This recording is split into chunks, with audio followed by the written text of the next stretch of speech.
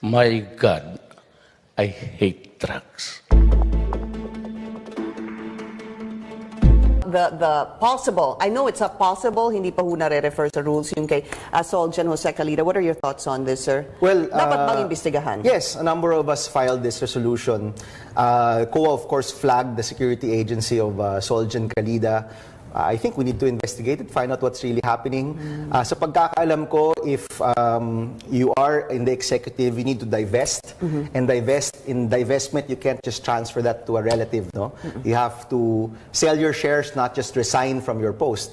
Also, titingnan rin natin yung security agency kung ito ba ay existing government contracts na or nangyari lang talaga post-2016. No? So these are things na kailangan maimbestiga. We hope that the Senate can really show its independence and investigate this particular issue. But you're not finding the Soljan guilty just yet because you're saying, parang sinasabi niyo itong mga kontrata, because if we were talking about it, there were contracts prior to him being Soljan. Now that he's Soljan, meron ho siyang defense dito that it's not really, you need to divest, it's an and or, either you step down or you divest. May ganun sir? Well, sa pagkakalam ko, yung divestment is a requirement for the executive. No?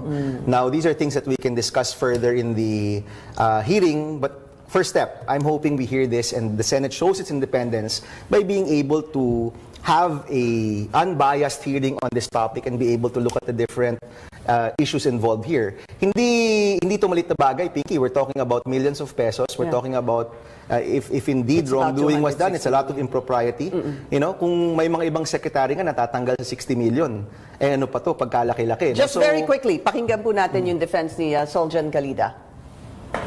Do you feel, sir, that somehow the question on this anti-corruption drive of the president is tainted or affected because of this issue with Solicitor General Jose Calida? No, because I did not commit graft and corruption.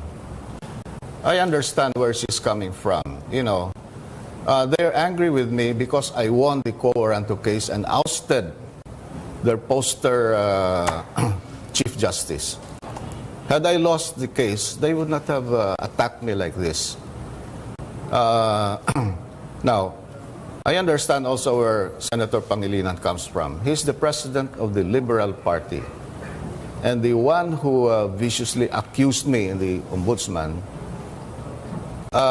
admitted she has no proof and admitted also that she's rooting for Attorney Sereno. She's a supporter. So this is a political attack not only on me but on the on the president also. Very quick reaction. It's a political attack, Senator. Well, alam mo, with or without Chief Justice Sereno, kung lumabas to sa COA, I think we have to investigate it. All Simply right. put. We'll be taking a short break. No, we'll be thanking the senator. But we'll still be back. You are going on the ano na bang next Congress, sir? Sa July? Ano nga ba yung number niyan? 18. The 18th coming. Congress is the yung coming. is 2019. Okay. So may regular number of regular session. Ang gulo kasi nun eh. Okay, so now that wala, sinadiya na nga kayo, Yes. no? Papaano, anong chances nito? Sir, are you going to have, is there possibility to have hearings during the break? Well, so far, yes, it is possible because it's been referred already. Pag naka-refer na kasi ang isang bill, the committee can have hearings during the break. But, ako, when we go around, we're seeing that this is the number one problem, Pinky. No? It's not the West Philippine Sea. It's not the issues with the judiciary. To be honest, hindi na rin masyado na pag-uusapan yung mga patayan na nangyayari. No? This is the one that always comes up everywhere. Okay, not that those issues don't have to be addressed. They still have to be addressed. But this is the number one issue of many of our countrymen. So I think we owe it to them to come up with a viable solution on this problem. So anong status ngayon sa Senado? So I filed it already. So far, we only have one. I'm the only one who filed a bill on this topic. However, if you look at the press releases and the statements of my colleagues, a number of us have already come out saying that there are concerns with the train law. So hopefully those concerns become action and we actually find some movement with this bill. In the House, there are some versions also filed. They're not exactly the same as my version, pero it captures the same subject Pero matter. inflation din ba sa House? No, Pegging it mayroong on inflation, mayroong full suspension, mayroong part suspension. Again, our bill is really focused on the excise taxes on petroleum Yun products palang you're focusing and on. putting in a safeguard which is based on inflation rate. So, No? what's the possibility that this will be taken up during the break? I don't know, but I'm hoping, mga senador, sensitive kami sa public opinion, di ba? So I'm hoping that as more people raise the clamor issue, for aren't afraid to raise the issue in public or on their social media, or even in fora, no? I mean, nung nasa Legazpi kami in the hearing, that was a hearing with jeepney operators, tricycle drivers, and UV Express operators. And train pa rin yung pinag-uusapan, no? Very soon, I'm sure, pag na-raise na naman yung presyo ng kuryente, train na naman yung pag-uusapan because it affects, no? A lot of the things happening in our country.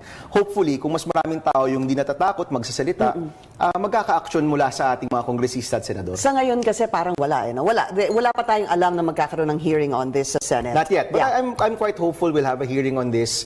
Hopefully we can cross party lines again. Yeah. We've crossed party lines on many different issues. I hope we can cross party lines and just put in, at least from my point of view, a reasonable, logical mechanism that can suspend train kapag habang pataas yung presyo, wag nating dagdagan pa, be able to provide some relief for our countrymen.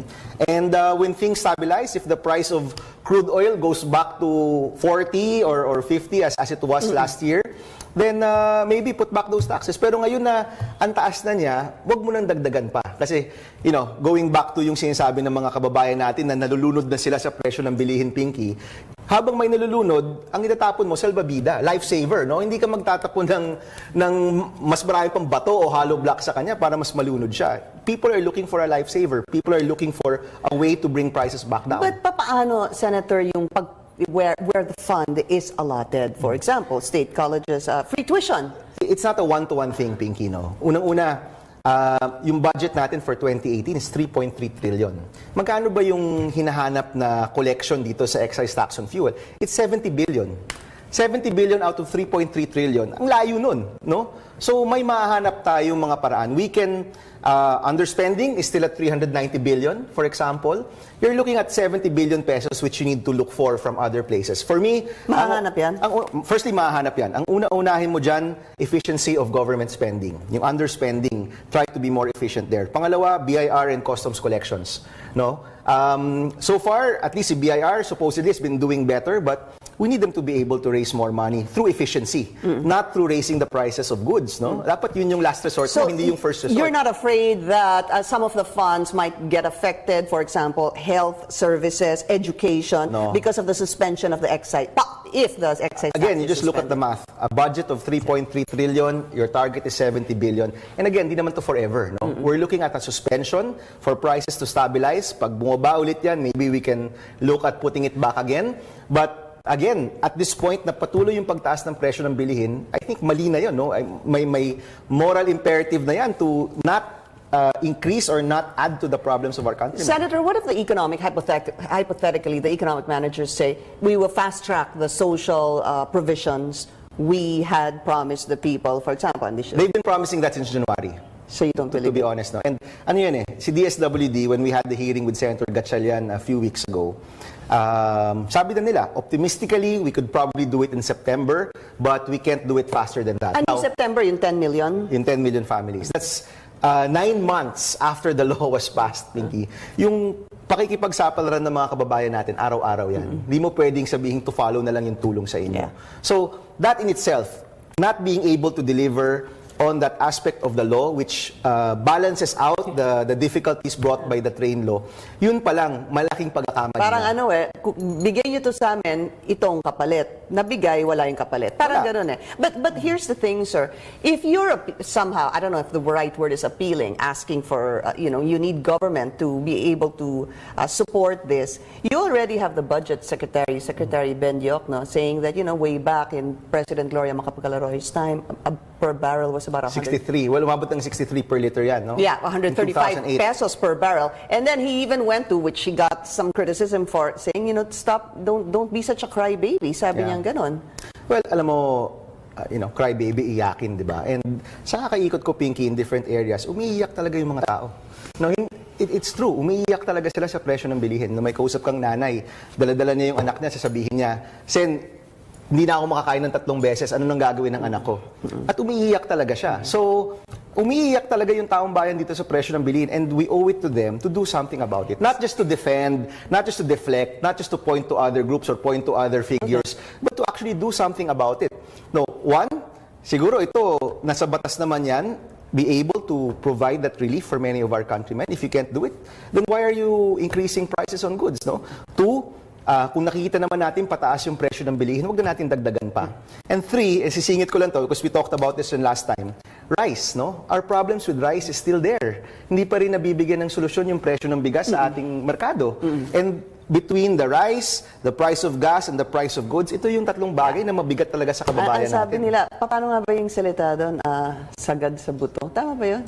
Yung ganung yung ramdam nga ng tao kasi Ramdam nga ng tao to, Pinky. it affects them. And again, hindi nila hinahanap yung explanation, hindi nila hinahanap kung sino yung may kasalanan. Ay, mahabang paliwanag. Ang hinahanap nila action. All right, let's move on to another subject. We have 2 minutes left, sir.